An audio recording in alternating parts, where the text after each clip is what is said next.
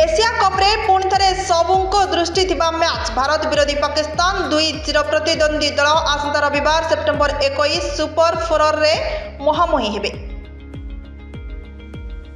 Group A रु भारत प्रथम स्थान रे पाकिस्तान द्वितीय स्थान रे सुपर 4 को प्रवेश करुछि। सुपर 4 राउंड रॉबिन फॉर्मेट रे हेबारु प्रतिटी दल 3टी मैच खेलिबो। भारत पाकिस्तान विपक्ष में गोटे एवं ग्रुप बी रु योग्यता अर्जन करथिबा दुईटी दल विपक्ष में आउ दुईटी मुकाबला करिबो। ग्रुप पर्याय रे भारत पाकिस्तान को 7 विकेट हराइथिला। एही मैच रे हैंडशेक विवाद नहीं दुई दलर तीक्ष्णता देखा मिलता। पाकिस्तान रो कैप्टेन सलमान अली आघा पुरस्कार वितरण को मध्य उपस्थित होई नथिले। विवाद रे रहिथिले मध्य पाकिस्तान यूएई को 41 रन रे हराई सुपर 4 रे प्रवेश करिछि। भारत तार शेष ग्रुप मैच रे ओमान सहित खेलिबो।